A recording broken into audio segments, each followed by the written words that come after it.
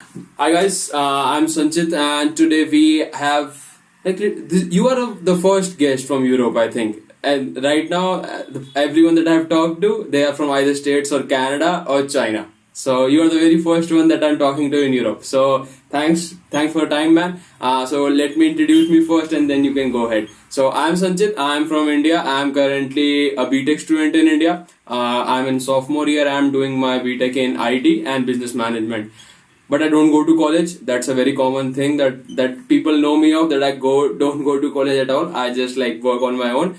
And yeah, man, want to introduce yourself? Go yourself first. Very gladly. So I'm Alberto from Italy, representing Europe today. And I work as a product designer. And yeah, man, do you have any question for me today? Cool, man. Yeah. So first, I would like to share like how we met. That is the most like amazing thing right now when everything is going online. We met through an hackathon, and every person that I've met is like Discord is like my new Instagram.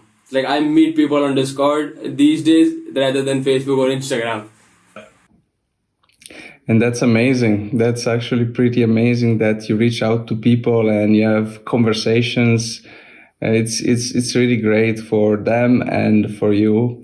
All the culture, that Yes. and all the different knowledge. Anyway, I guess we are both so exhausted after this. What is it, like 36 hours of like coding or designing and doing stuff?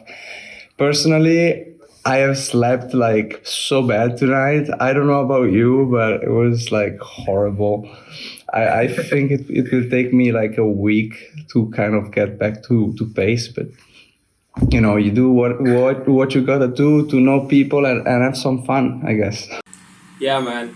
It's like always hectic, and it will not take me a week. It takes like couple of days just to settle in. Like now it's all about experience. Like for the past the 6 months. youngest. Yeah, yeah. From the past 6 months I've been doing this. So I know mid Tuesday and early Wednesday it's gonna be all fine, back to like my energy level, my dopamine level is all gonna high, then go to another one and then repeat the cycle every week by then. Amazing. I want to ask, like, how was your hackathon experience? Because this hackathon, like the Start Hack, was like one of the few hackathons that had so many variables attached to it until you start. And I've been to a decent number of hackathons, like 25 to 28. But this was like you can't start your project until the very end. Like you just have, everyone was like on equal state. They had 36 hours. Everyone was like, so you can say, dreamy about the project they're gonna work on. Everything was random, and it was like, it was a good experience to be honest, but it was like a very different one. How was it for you? Yeah, I've been to a couple hackathons and they all were like in a place and not in a virtual Yes. space. So that was the first very weird thing for me. And despite of that, we worked great as a team. I was in this team with this girl from India, a guy from Switzerland, and a guy from Ireland. A very diverse team with diverse backgrounds. We worked great, but we didn't know what we were working on until the end, as you said. The difficulty there was that like you usually have like one or two cases that you really like and you read up everything about the products of the place and you do some research, right? Like in the starting phase of anything, you research.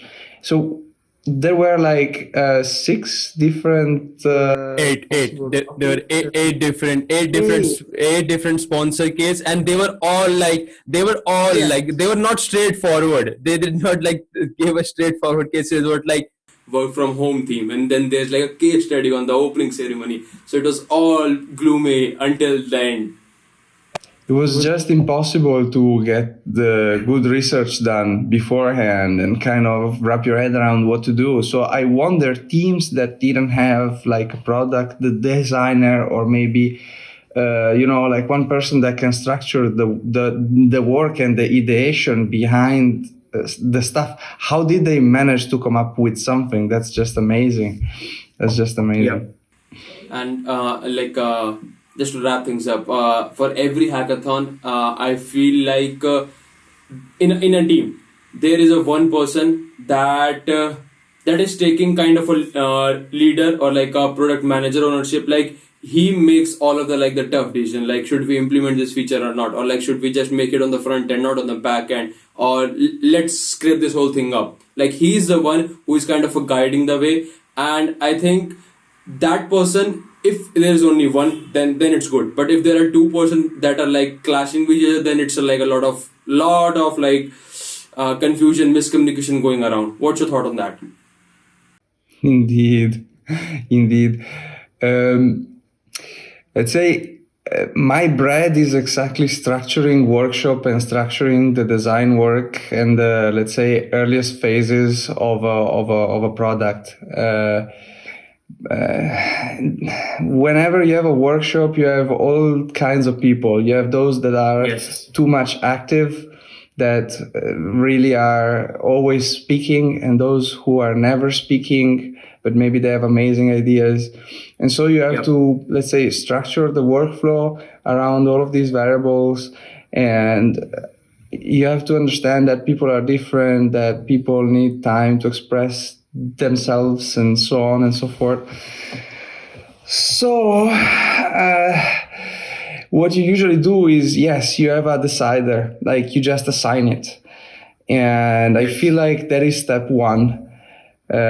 Step two is, yes, maybe have a facilitator, which will be the other key person that will structure the work, and that will make sure that everybody has a nice time, really. So the facilitator, like in group work, is this person who kind of takes a step back. He doesn't take too many decisions, or he doesn't lead people in the standard way. He is making sure that every voice is heard. It's very, risky as a facilitator to have your own voice. Totally agree, man. Like it's hard, especially these days when everything is online, because now it's all about the communication key. Earlier you can see like what like from the face expression, like no, this person not getting it, I have to explain it in a more different way. But now it's just like judging the environment in the best possible way as a person can. And I think it's a skill, especially like when we are like a remote team, diverse, very diverse. Like as you tell, like your team was like I think three time zone, minimum three time zone. If I like make that thing, and my team was the same. Like one was in Germany, one was in Switzerland, and one was in Costa Rica, and I'm in India. So you can see like almost three different time zones, and it's like it takes some effort to just like communicate through all in, making everyone on the same page with different backgrounds and team. And it's just like I think it's a skill which most people, especially I think many people underestimate that skill. And that is like the crucial thing. It's like not only in hackathons and in general life too. Yes, to allow time for people to, generate their own ideas, to be able to listen without being stuck in your own thoughts. Yes.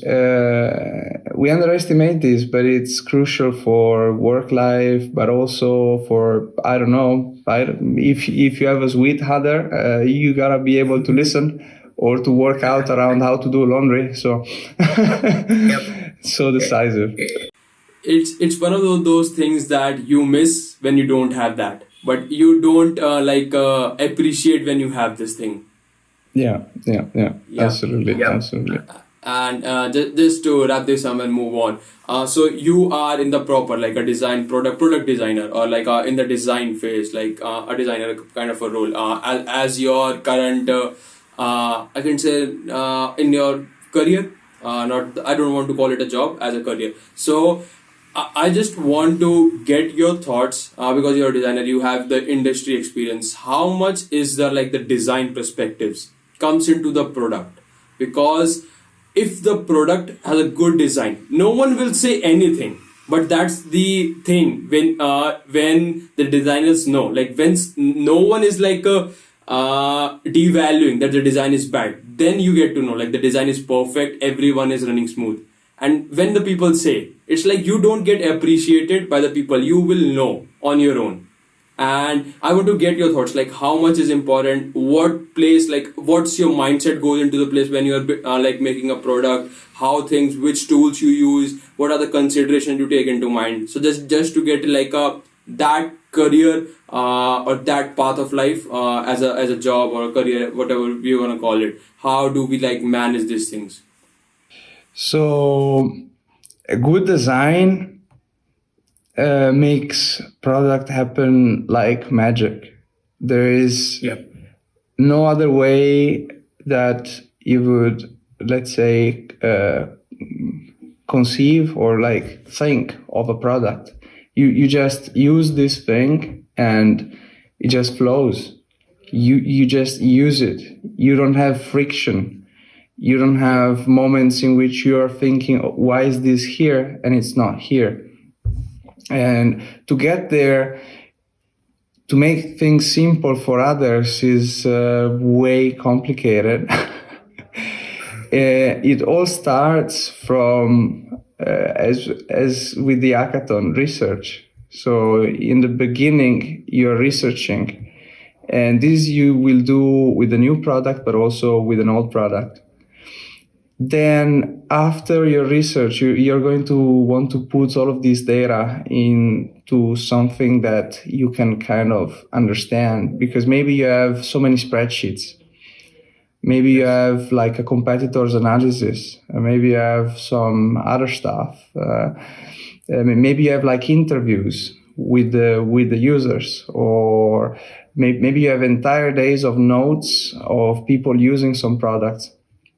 And what you want to do at that point is kind of wrap this data, which is like this super giant cloud, and make it something smaller, something that you can wrap your head around. So you can create a number of models. From those models, then you go on and you start to create your product, and you start making decisions that are more, let's say, tangible. Because before that, it's all strategy and it's all concepts and it's all thinking. Then you start sketching afterwards. After the, let's say, sketching, which can be done on a random piece of paper, after that, you get on designing, and you do that with some software, like for instance, Figma or some others. Only then you pass on stuff to developers. And what you want to do in general, even before passing stuff to developers, just after you're done with this, let's call it design thinking approach, after you are done and you reach the kind of minimum design, you want to test this with users, and it's super important. And it is super important because it reduces the risk that your product will not work. Yeah. It reduces, not only reduces risk, but this information as well is new research that then you can tap into the process. So the process can be repeated. It's evolving. Yes, it's evolving. It's evolving as we progress. It's like the decisions are not like stagnant when you make the designs and stuff. It's like continuously evolving, and that's the best way that I think is the, like, we should not be like, if this is done, it should not be set in stone. Everyone should have an open mind, everyone give feedback, even if like no one from the team is giving feedback. Like sometimes what happen is when you are working with developers, like they have their own zone. It's like it's very hard to communicate with developers, because they like, I think they talk in their different language, which like only developers can understand. And I want to touch base on like when you're working on a product, the designer, developer, like the whole team, like the product manager, how these three entities sync, and how does it, like, what's your experience about this, your past projects and the clients? Because I want to know the nitty gritty, because the stories are the best thing to learn from. those are some of the trickiest parts because you get some requirements from business. So business has its own language and agenda. Then you have the designer, who is the voice of the users in general, and should be the voice of the users. And then you have the developers, which know what can be done. So as a designer, you need to put everyone together. You need to know how to, let's say, appeal all of them and how to speak every language. And what you want to do in this design process, you want to involve everybody from business and from, let's say, the more technological aspects. And we, for instance, workshops in which you can sketch together with all of them. So you can develop a common vision, because when that doesn't happen, people tend to get a bit like upset. Yes, and that's like when, even if they are not like making yes or no, they need to be in the decision making process so that everyone feels cool, even though they are not giving like a valuable feed, or not valuable, even though they are not giving that feedback that everyone expects. It's like everyone should be on that, like a call. If we are having a Zoom call and wireframing stuff, I think everyone should be on that as majority, like majority of the people, so that they feel like they have the voice will be heard if you say it. So it's not like we are not gonna hear it or not gonna change it. But what happens mostly is the developers, in the start, like when you're wireframing, they don't think it that way. But on the very middle, on the very like when you are like full progress, like everyone is working, like the designer is working on the like evolving the stage and like making design changes, and then the developers have started, and PM have started like contacting the early users or the early people that we wanna ship this product, like make it like as MVP and then ship it so that we can like evolve as we evolve. But what happens to like my experience is there is a struggle. I call it like when the product is like 60% done, there is a phase comes into the place where how do you say this? Where developers sometimes get stuck with the design. It's like it can't be implemented, but you are not like understanding why this can't be implemented. Can you give me a more explain about it? Like how's your experience? Because you have worked in a like I can say in a global market right now, because everything is remote. You have worked with Italian companies. So how's your experience have been, and what the struggle do you think? Like the product has its phases, like phase 1, phase 2, and phase 3. How would you categorize for a very beginner who is entering this field? So I think that at least in Italy, there is very little, let's say, knowledge about the design part. So everybody has teams full of developers, and they don't have designers. They usually come with a person that has an idea, and they go through a waterfall process to develop it. Maybe it's successful sometimes. Many other times it fails, or maybe it barely floats. Some of the issues of those approaches are that you get barely usable products that then struggle so much in the market that basically especially with companies that were founded like 20 years ago or maybe 10 years ago, their design is bad, but they still have clients. But newer companies will eat them up. There's like a company with designers or companies that have relied on external designers, such as myself, will have a key competitive advantage simply because they will have every aspect of that business, of the opportunities that there are in there. They will have thought it out, like all of them. and the usability will be there. The users will not find hard to pick up with the product. That will save a lot of time. I don't know, like in training and other stuff. And True. there's just no way that we can keep working with waterfall kind of development processes. Yep.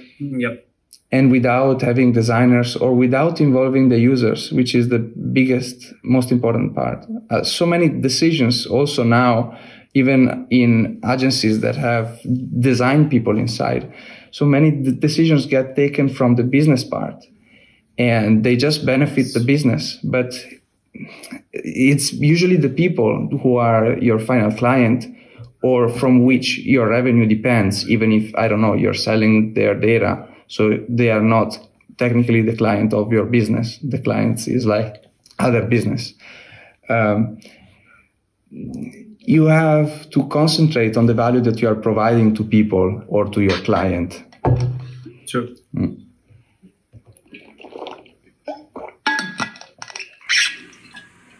Got it. And what's your opinion on thought when working with Italian clients? You told me you kind of want to work with the American, but the tax system just you want to avoid that system right now. Yeah, so let's say the nice thing of being based in Europe is that you can work with any European company. The less nice thing of being based in Europe is that, let's say you are, of course, paying your taxes and everything. It becomes harder to work with some other countries. I did check out with, let's say, keeping my current standing as an Italian professional and working from a company that is abroad.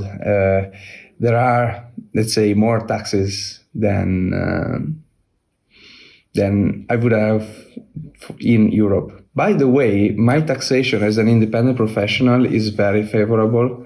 We had a couple governments that changed that up, and so now it's pretty nice. I get taxed like 5%.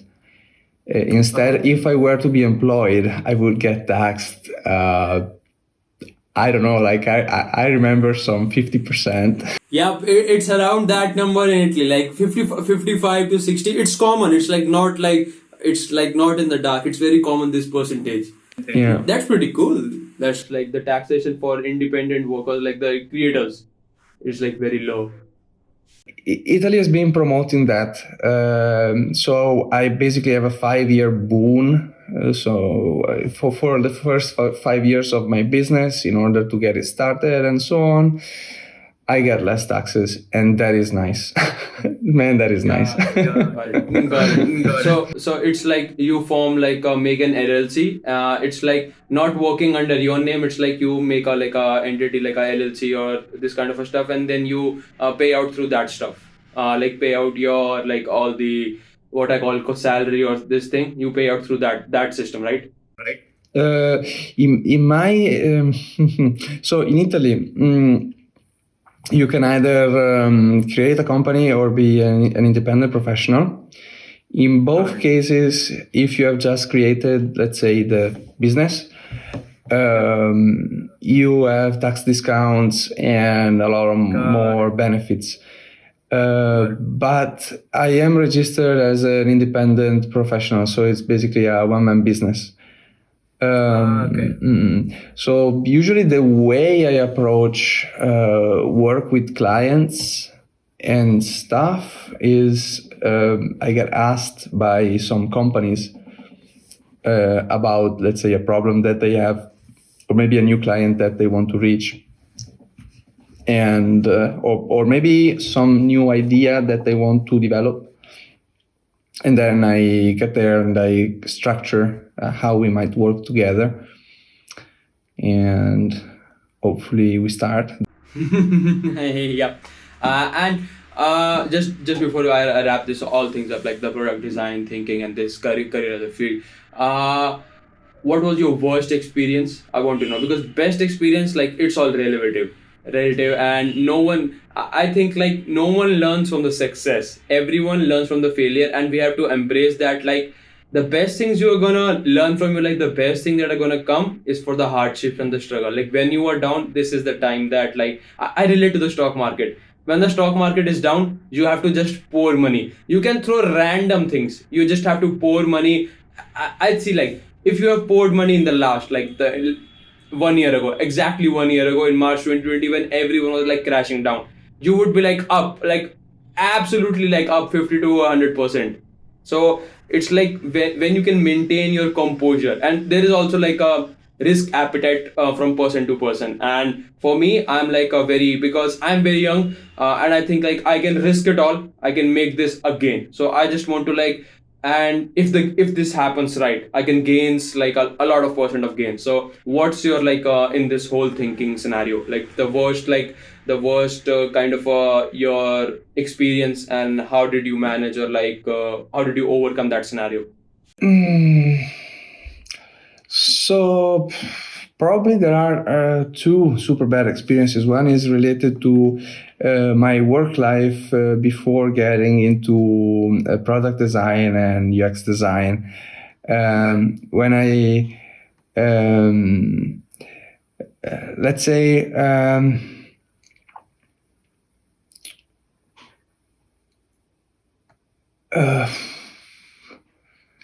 yeah, so basically I was very young and unexperienced about work. Got it. And what happened was I was asked to do some stuff and for this company, and I did have a bit of a gut feeling like this might not be like the right place to work for. And then in the next few days, I saw the most random stuff. And only after like a few months, I realized it was better to just fucking quit. But, you know, this is something. Can you elaborate random, like what do you mean by random stuff? Well, I mean, random babies getting dropped into the office and having to care for them, or getting asked to do the most, let's say, questionable things, and being like, no, of course I can't do this, you know. And when it's early on and you have no concept of what is it to work in a place, you kind of get like, oh, but is this like normal? So if you're asking yourself such questions, you should be like, then you should, I think like go take a step back and be take a step back and be positive. Like this is not what I sign up for, this is not like my task to do, this is not the job that I'm getting paid for. I'm not gonna like grow as a person, as like my thinking is not gonna grow. So people should be confident in making that choice, like taking a step back, saying no, and then leaving. Exactly. Identify the red flags, get them with your gut, and then organize them and think of the next steps. And also don't think that in any environment, be it like your life or maybe your work life, that you can change the way that people do. Is working around yourself. You can't change everyone. You just have to change yourself and like accept this is this person gonna say. I'm gonna take a input from like it's all algorithm. Like when I'm talking to and everyone is talking to you, like the power of the words. It's all like kind of like everyone has their algorithm in their mind. Like if I say something, it is at more value. If this person says something, it's like 50% of the value. If this person saying, it's like 40% of the value. And it's all in the like the subconscious mind, and we don't even like think of it that way. Mm-hmm. And then another let's say failure story, but it's not really failure. because I worked that out. But it's basically when I was just starting with this as an independent professional. I took on a lot of jobs that for which I didn't have specifically the knowledge. I was just say, I don't know, like develop me an e-commerce. Yeah, right on. And that I feel like this is a very positive kind of mindset, because it can get you started fast on things. At the same time, if you're there like alone in a new country and you are developing a new e-commerce and you are like, how the hell do I do this? Then you are going to stress yourself a lot. So it's always nice to have some people around you who know stuff. So that's another key takeaway, to surround yourself of people that know how to do stuff, or maybe even senior people in your role or in your industry that can help you to get there. Because if you are on your own, yes, you can learn. Yes, you can learn fast, but you can learn faster with other people. Yes. And just want to mention this, and I'm gonna wrap this up. It's like when you are so deep, like there is everyone like has a point in life when like you just have to work and work, because if you don't like put those hours, put those like hardships right now, you will not get you are not gonna expect what you are thinking in the future. And I think for me, especially for me, that whole like I'm fully like work like 24/7 non-stop, no sleep, coffees and stuff. I'm up for that. Like I'm that kind of a person. I'm up for that thing. I like challenges. I need the incentive. Like I need the stakes to be high. But what I feel from my experience is like friends just ruin that stuff. It's like friends calling, man, you're working too hard, you are not spending money, like you are earning so much, what's the point of earning this much amount of money at this age, and when you are not spending, you are just working, you are not like watching movies with us, you are not going out with us, you are not partying. And I feel like, man, if I'm like it's like I'm a very like you can say like how do I say, I'm not a very regular student, if I can say so. I'm like not 19 years old or like thinking that way.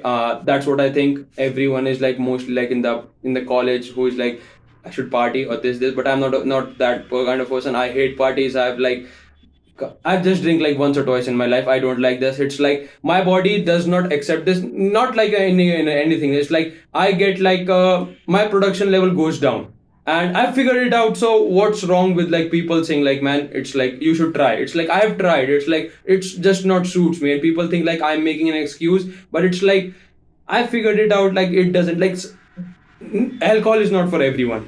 And I think like the whole friend, like I call it friends vibe or like friend circle, it's like sometimes harms like your work life. There is no work life balance, and we have to accept this. Like this term is just like for made some random facade and thing. There is no work life balance when you are trying to like work your ass off and like make something for your future self. What's your thought on that?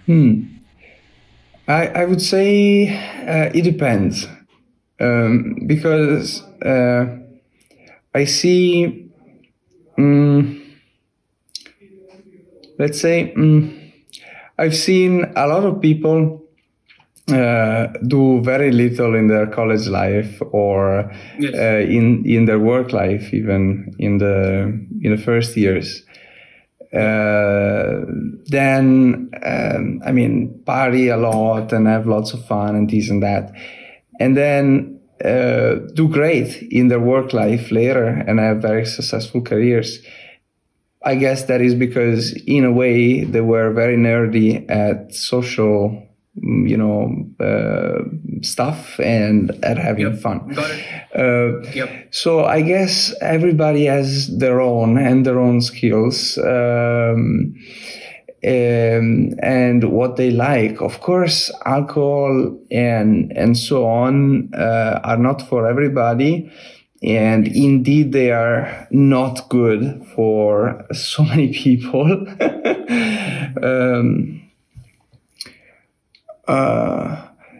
But let's see. what I'm sure I can say about this topic is that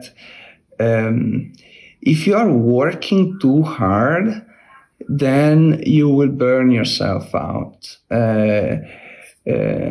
So, in a way, there is need of finding a space in your life or with yourself in which you are not thinking or stressed about the future. And that is very difficult right now because we as youngsters, we have a lot of uncertainty, and we tend to every day be like, I'm not doing enough, or I am not enough. Yes. Or look at this other person, this person is doing more. I need to push more. I need to push I more. need to Everyone push is more. feeling this. Yeah. Yes. Everybody is. I feel like there are moments in which we can push and push hard.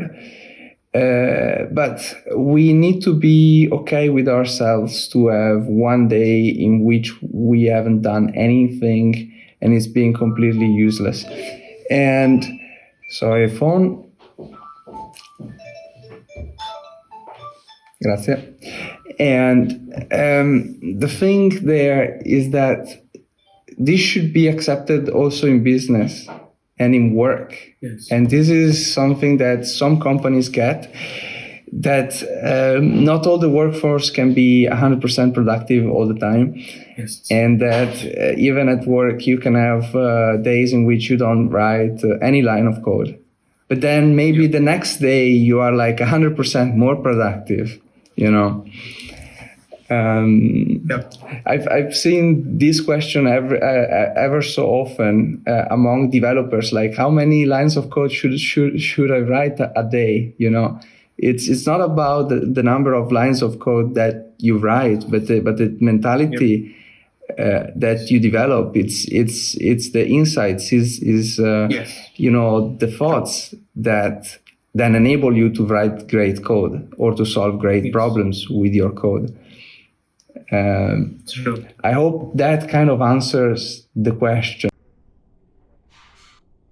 Yeah, like it's like we have to understand it's all relative. The way that you are thinking, the other person might not be thinking the same, and it's okay to have like conflicts. Like what I feel like friends, like in India especially, like my parents, they are not comfortable in having open conflicts. Like we should be like, if I don't agree with you, I'm gonna put my point, you're gonna put my point, and even if we don't agree, like there's nothing to be like, don't talk to me about this anymore. Like we should not have this attitude. That's what I think. Like many times, like especially with my parents and especially with some of my friends, they feel like if I'm talking about this thing, you don't about like what will happen. I have a different different mindset. I'm doing my own research, so I will put a different point that is not according to their thinking. So what would happen is like every time the topic comes up, they would say like please don't say anything about this, like we don't agree, so just don't say anything, like you are always saying this negative or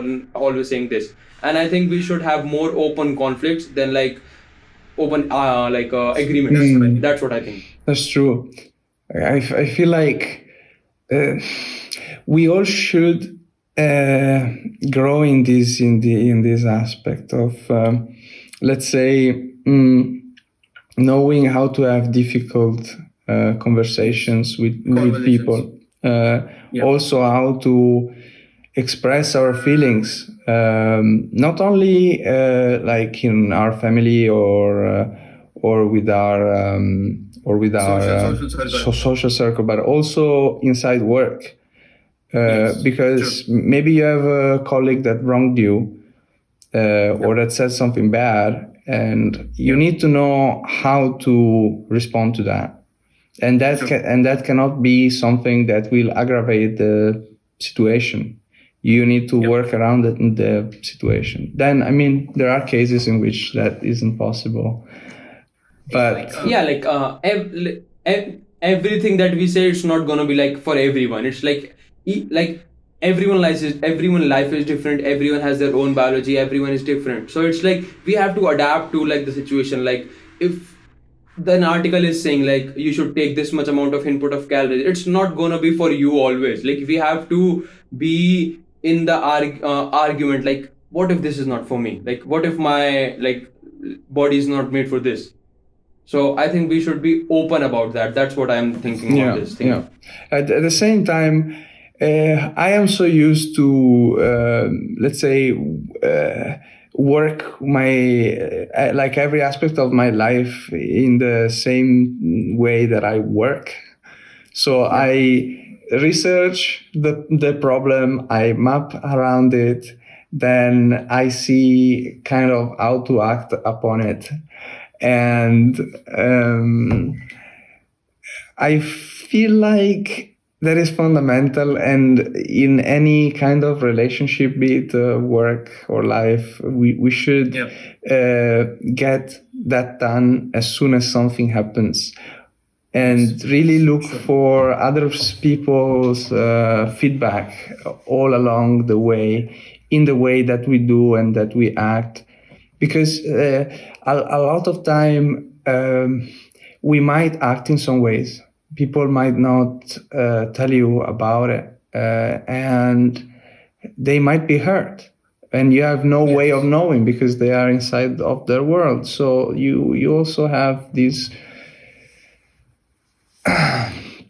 let's say, job of eliciting, like, to the other person, like, why, like, how come did you say this thing? Were you trying to hurt me, for instance? Taking the first initiative, that's what I call it. That like for me, that's what I call it. Or say, you lashed out before. How did that? Like, How did that happen? And how were you feeling? Why were you feeling like that?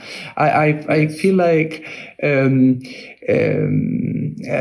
talking about feelings, going specifically at feelings, really helps. Mhm. yes. Because I you could said not that you agree did more. this only aggravates situation. Instead of like arguing like why did you say this, it's like this person is going to work with me for this amount of time, so let's not waste our time on this. Let's try to resolve this so that we can make each other better and like provide value to each other. Yep, got it. Before we move into like the all the financial and this number stuff, anything you want to ask me? Want to know anything about like me as a person or India as a just a country? Oh man, so there were two questions that I really wanted to ask you. One is about also, yes, the finances, about being in India and so on and so forth. But then I wanted to ask you about, let's say, cultural gap that there can be between the younger generations in India and the older ones. Yeah, so let's talk about the generation gap and then talk about the financial and the numbers. So generation gap, I think it's very common when you compare with Gen Z to any even Gen Z millennials. I think like they are kind of the same, but like and when you compare with the like of me with my parents, me with my grandparents, we have a totally different mindset. We are thinking in a totally different way. They have just came across the thing called Facebook. I have used Facebook and I have left thing, so you can think of that mindset. Like they are almost 10 years behind in our tech, and we were 10 years ago. Like they are thinking the thinking process for them is like what I had 10 years ago. It's like go on Facebook, see this stuff, and just like what I feel like is there are certain taboo topics, or like what society calls them taboo, like money. Like that's what I like India, like money, insurance, and stuff. And let's talk about sex life, this kind of a thing. Like many people are not like comfortable talking this like openly. Like I try to like make this like I try to make this as an open discussion, not as a taboo or things that we should discuss when only things are bad. Like we should have these topics on a regular basis. Like man, you earn so much, where are you spending this, or like what if something happen, we need to have insurance. Like these things, they are not gonna, like many people not gonna have this chat over a coffee or over a tea on their normal day. And I think like if we are gonna, if everyone says about this, then it's not taboo. That's what I think. Especially like there is that generation gap that I feel, and then there is about the technology. Like it, I am a person that have lived whole life. Like I know internet from the very birth. Like you can say I was born in 2001, so I know from the very start like what is internet and how this and how this and how this. I don't know. It's just me. It's like. There is always a learning curve. People in India, there is a mindset like after you graduate from college, you're not gonna learn. It's like the learning that you are reading stuff, it's all gone. Now you just have to like work, work, work. That's what I think. It's the like a wrong mindset. Is like everyone is learning, and we should not be afraid to like even like you should not be afraid to learn, or like not should be like uncomfortable learn from a 10 years old. Like if he knows about something, like let's talk about him. Like if that's what I think is like people in India, especially in India, are uncomfortable. Like if I'm 30 years old and if 20 years old is talking about like let's suppose crypto and stuff, money and stuff, he knows about this stuff. I'm considering like he knows about this stuff. People, what will happen was they will not value that information because that information is coming from a younger version or like a younger person. That's what I think is happening right now in India. It's like we are now making our decision based on that number, not on the knowledge of that person. That's the worst thing that I'm feeling right now. It's like I'm 19 years old, I get it, but I'm into this space so deep. I know about finances, I know about many insurance, like everything. I like every like almost everything I've been like deep dive into. You should not be then think you are just faking this stuff, or you are just like you are like bragging, or like you don't know about this stuff. You should not be knowing this stuff. How do you know this? That's what I think. Generation gap is like happening.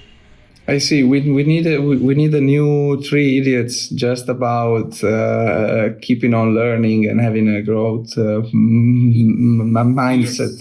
But by the way, Yes. Three Idiots is one of my favorite movies ever. Yep. I feel like It portrays a traditional Indian. yeah. So basically, Three Idiots is this movie that was I think aiming to change the way that people think about engineering and college and Their let's life, say 10 years, future life what's 10, prospects. what 10 years, like how, what do you see 10 years, like after 10 years? And I think that's the wrong question to ask these days. Like where do you see 10? Like I'm not sure if I'm gonna live tomorrow because all of this happening. And I should like I feel like if someone asked me like on the podcast, someone asked me where do you see like 10 years, like 5 years after, I say I don't know, and I'm comfortable with that. I'm not gonna lose a single piece of my mind if I don't have that answer. It's like everyone is evolving. Like 1 week ago, I don't know about this stuff, and now I'm interested in this stuff. So it's like it's all evolving. Like we should not be like constrained. Like this is what I feel like. I'm in undergrad. After 5 years, I have to do my master. I have to do my PhD. I have to do this. If you ask me 1 year ago, I would answer that thing. I want my master's, I want my this. If you ask me right now, I don't want to do any master's, I don't want to do any higher education. It's like we are evolving and we have to be like acceptable. Like things gonna change. Life is not like a stagnant thing. Like, I like life as this. I don't like life this. It's like just for me, the risk taking capacity, the risk appetite that I have, I like the life to be like lows and downs and lows and downs. Yeah, yeah. Also, I feel like I don't know, like society and the people around us expect a lot of things from us, and we shouldn't do things just to Impress or like be socially accepted. yeah, we shouldn't develop our life, go on with a career just for others. We should work it out for ourselves if we have the means to. That is. Yep. because yeah. I totally agree. By the way, you remember I told you we had like 50 minutes, but I did very quickly get in touch with my client, and we have 10 more minutes. Got. So let's talk about all the financial stuff. So that I was just like looking for a timer and clock. So let's talk 5 minutes of your finance and then 5 minutes for mine, and then we can wrap this up. So the first thing, that it's gonna be a rapid fire. So what's like the college? Like what's the college tuition fees? What this like? How what average person spends on a college in Italy? Yeah, good question. So, I don't even remember, but I know for a fact that I think during my whole time, like in college, I believe I spent around 15K. And all over, yeah. That is, so my university was not particularly expensive. So I think one semester was about 1.5K. And sometimes for the second semester, it was just like 800 euros or something. Then it heavily depends on your income level, because Italy really comes, let's say, forward also to help with that. So basically, different income level, you pay different taxes. There are more expensive universities in Italy, especially if you go private. Can you name one of those, like one or two, so that I will put up a picture here in there so that people can see. Like Bocconi and Lewis are probably the best universities that you can go to in Italy. The key benefit there is the contacts that you make along the way and the job placement, because they really come forward to help you get a job, and you're basically just paying that. Then, I mean, there are a lot more interesting and cool universities like Trento University, which is like the best for IT stuff and in general sciences. Also, it's one of the ones that have more funds. Then you get like Turin University, or maybe also Naples for IT also. Rome also has amazing universities, Bologna and Padua for, let's say, life sciences and that kind of stuff. But prices, yes, they're lower when you compare to the states. That's what I absolutely. The states people are spending, like I did a talk with a person. He spent like 250K just on his like university, and I was like amazed by this. And States tuition is crazy. Yes, I don't get that at all. It's like, let's not go into that rabbit hole. And I just want to mention the college. It's like one of my favorite college. It's like everyone has a dream college which they want to go. And mine was like I had two dream colleges. One was in States and one was in like Europe. And in Europe, it was especially like ETH. I love that place. It's like I love that. What is it? ETH Zurich. Okay. I love that college. It's like I just love that college. It's like ETH and like Cambridge. I love those two colleges in Europe, especially. And let's move on. How much invest a normal person does? What are the investing platforms that you are using? What are your thoughts on crypto in just a minute? Okay, so I invest through my bank, and I have not invested in crypto yet, but I indeed plan to. You should. Yes, I should. And that's it. What are people investing into? A lot of my friends are investing into what most folks are investing into right now. So the usual stocks like Tesla or Got it. yeah, or even cannabinoids in Canada. At GameStop. GameStop as well. Yeah. They were holding so hard for GameStop. Also, like, I don't think it was Blockbuster, but like there was like another stock along with GameStop. It was super troll. AMC, I think. Yeah. And Yep. yeah, and then they try to diversify, so they go for different industries, but always for those players that let's say are standing out. So maybe in IT, Apple, or Yep. yeah, or maybe Microsoft or in IBM. or in the games industry, maybe. Coursera Gaming. Hmm? Coursera Gaming is like one of the biggest in states. Okay. No, I had no idea. Like in Tencent or in Yes. Riot Games, Blizzard Got it. Entertainment, that kind of stuff. But one key suggestion I can make for investing is try to find a company, look at the background, and look how, like, and if they are using design and design thinking, because those tend to perform like a lot better than all the others. And you can Got it. look up a nice report from McKinsey Yes. about the performance of agencies and business that use design against the ones that Thinking. don't. Yep. Yes. Once you shared the link, I'm gonna pop this up and everyone can see. You shared. I read about it. It's like one of those rabbit hole that is good rabbit hole. You should learn about that stuff. Yeah, indeed. So asking about finances, and then we're gonna wrap this up. We have like 4 more minutes. I think. Let's give me. I'll give 2 quick numbers. So basically, Yep. if you are, let's say, living your life on your own in Italy, you can go from spending like 10K a year to spending 25, depending on where you're based. Most of the cost is, rent. Rent. Yeah, and the car, really.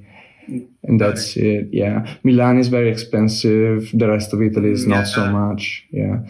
Got it. Anyway, man, time for your questions. You have like 2 minutes. Go ahead. Yep. Ask me anything you want to know about my finances. Yeah. No, I'm just curious, like what is the cost of life like in like the outskirts of Delhi?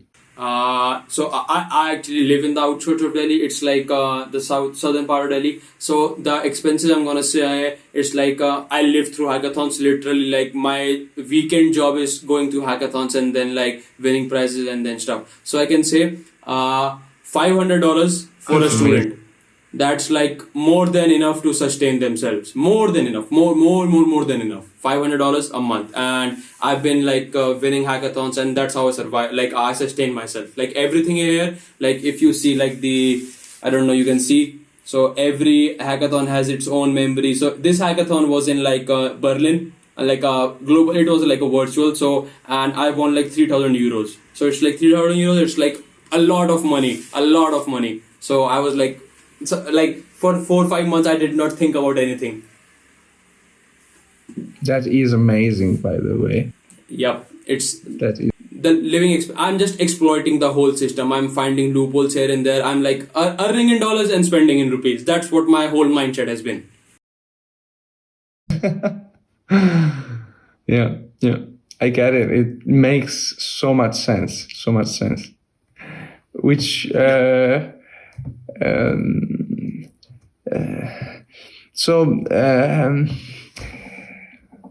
how much does it cost to like keep a car in India? Keep a car, with all insurance and like with gas and stuff, it's gonna cost you per month. It's gonna cost you around. I'm not talking about like high expensive cars. I'm talking about a normal, decent, like the Prius of the states. Like the Prius, which is gonna cost in India $200 to $300 a month. That's all. But it's not that expensive as people think. India is a very like you can say like we are a second like a developing nation, so it's like the cost of living is very low. And final question, how about healthcare? Is that expensive? It's fucked up in India. It's fucked up. Like it's fucked up. Like everything is privatized. Like not compared to like Canada does not have like private hospitals. I think like the Europe they have the one of the best healthcare system. In India, it's all privatized. You don't want to go to a government like a healthcare facility. I'm gonna be sure. If you come to India, I would like to like meet have a chat. You will be amazed how the government healthcare is versus the private healthcare. I see. And like, what is the expense like? Is it like US levels or? No. You can say like 40% of the US level. That's what I'm gonna give a rough estimate. Well, it's still pretty tough. Like if you break a bone, then it can be complicated. If you are breaking a bone, then it's gonna be a really complicated stuff. And the issue with the Indian is like they need confirmation from 10 different people. Like if one doctor said this, I get it. Like you are gonna consult 2-3 doctors, but 10 different doctors. Come on, man! Like at the end, it's like your choice. You have to make. You have that much amount of time spent. You have to make decision fast. Yeah. So you're going to go from place to place. Okay. Well, in Italy, I think we are so lucky with our healthcare and public healthcare. Yes. Yeah. Which just works, and it's gotten a tiny bit more expensive lately. So maybe you could pay like 50 euros if you are going to do this and that, or maybe I don't know, you have like long wait times of like 1 year for an MRI scan, but if you pay like I don't know 100 euros, then you can pass. They have these schemes. They are not exactly affordable for everyone. Like it's not easy to go and get a checkup, let's say once a year for someone that doesn't have a very good income. So I hope like we'll also fix that, and we won't go in the direction of private healthcare but that would be bad. Anyway, man, now I have to wrap it up. Yep. Any closing words, and then we're gonna go shut down. Thanks, man, for this opportunity to have a nice chat. And I hope to talk to you in the future also out of this setting. Yeah, it would be nice.